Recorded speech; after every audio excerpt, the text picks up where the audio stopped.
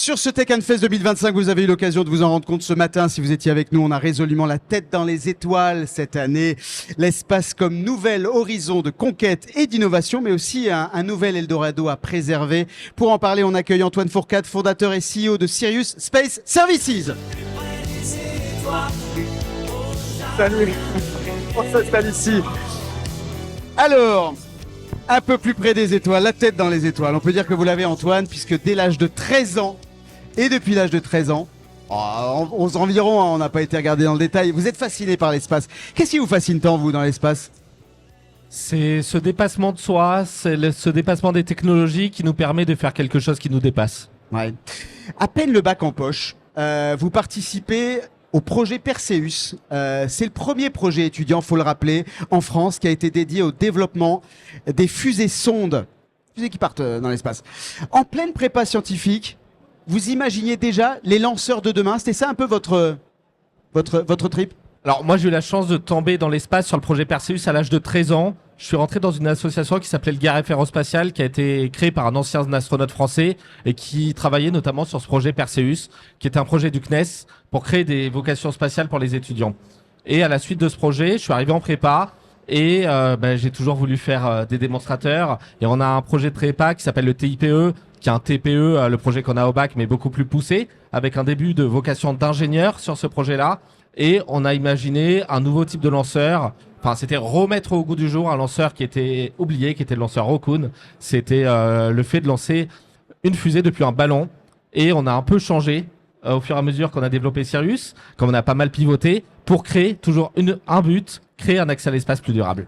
Un précurseur, allez, dites-le nous, il vous a appelé. Il vous a appelé. Elon, il vous a appelé. Non, pas tant que ça.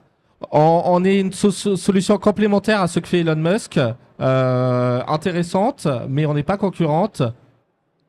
Et donc non. Et donc non. Voilà, la réponse est non. C'est ce qu'on voulait savoir. L'aventure Sirius Space Services, elle a été lancée, vous le rappeliez, donc en avril 2020. Votre entreprise, elle a pour vision de développer une gamme de petits lanceurs réutilisables spécifiquement dédiés aux nouvelles catégories de satellites. Aujourd'hui, vous êtes à la tête d'une équipe de plus de 80 personnes avec une première usine pilote qui a été implantée à quelques kilomètres de Paris.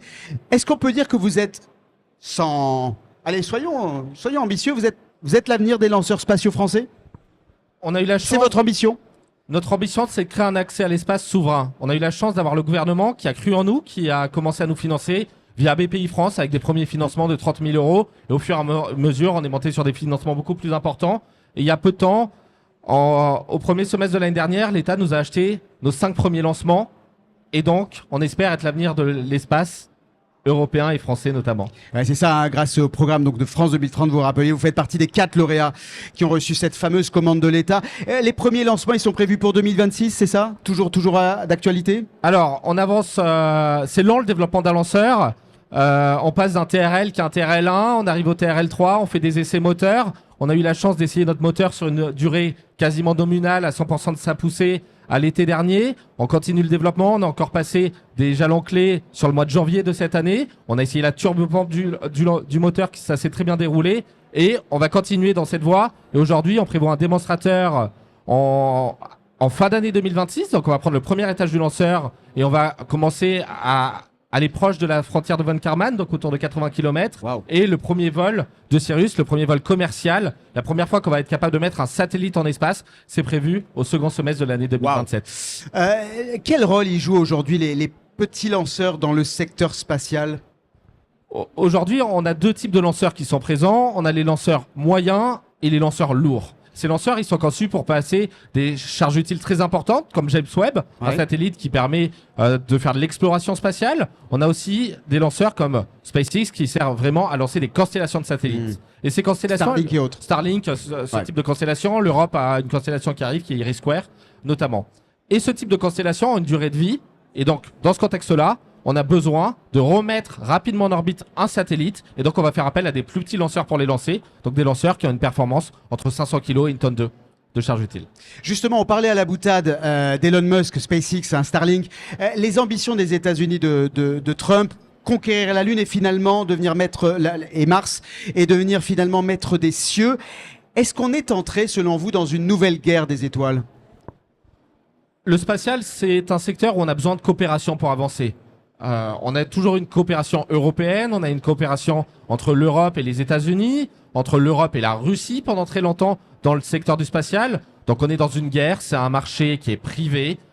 Et donc là, on n'est pas là pour faire des cadeaux, on est là pour conquérir ce marché. Mais en parallèle, il y a le marché scientifique et là, la coopération est très importante. Donc vous diriez que cette compétition, elle est saine pour la recherche finalement. Elle va être un émulateur pour les chercheurs dans les prochaines années.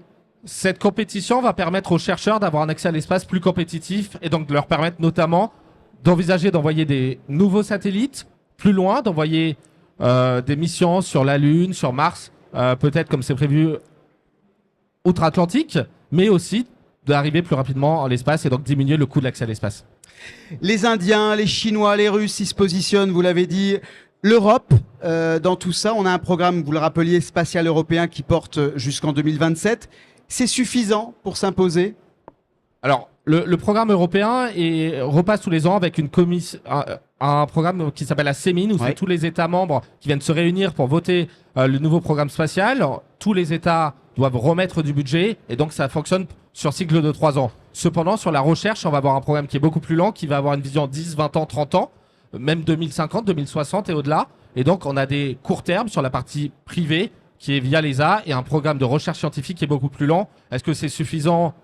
Pas forcément, mais c'est déjà un début. C'est déjà un bon début. L'avenir, ce sont, on le dit, les lanceurs partiellement réutilisables, à l'image du projet Maya, projet français d'ailleurs, d'Ariane Group. Est-ce que vous y croyez, vous, à cette nouvelle génération de lanceurs? Nous, on pense qu'il faut changer totalement la manière d'accéder à l'espace et revoir cette manière. Donc, chez Sirius, on a une équipe qui fait des analyses de cycle de vie de lanceurs. Et donc, un des points pour réduire l'empreinte carbone de l'accès à l'espace, c'est des lanceurs qui sont réutilisables. Et demain, ils doivent être 100% réutilisables. Nous, on va faire un premier vol en 2026. Et donc, 10 ans après le vol inaugural, on vise d'avoir un lanceur qui est 100% réutilisable. Mais pour réduire l'empreinte carbone, on fait pas que ça. On va utiliser des bioergols, de l'oxygène et du biométhane qui va être extrait de déchets pour propulser Sirius. Mais aussi, on va utiliser des technologies de fabrication plus propres, donc comme la fabrication additive métallique pour imprimer nos moteurs, qui permet de réduire de 90% l'empreinte sur les terres rares pour fabriquer le lanceur. Donc lancer des fusées dans un très proche avenir, c'est plus forcément polluer l'espace, comme certains le mettent en évidence et le critiquent. Le spatial permet notamment de mesurer le réchauffement climatique. Donc aujourd'hui, chaque personne utilise plus de 47 satellites tous les jours. Donc on a besoin du spatial. Cependant, ça émet. On a des lanceurs qui sont jetés après chaque vie. En Europe, aux États-Unis, on commence à avoir des lanceurs qui deviennent réutilisables sur le premier étage. On a eu des tentatives de réutilisation sur le deuxième étage. Et il faut changer notre manière d'accéder à l'espace. Aujourd'hui, l'espace a déjà une empreinte positive sur notre vision et sur l'environnement de manière générale, mais on a besoin d'aller plus loin avec des lanceurs qui sont plus durables et qui ça passe par des lanceurs 100% réutilisables à un horizon 10-20 ans. Merci Antoine Fourcade, je rappelle vous êtes fondateur et CEO de Sirius Space Services. Merci. Merci.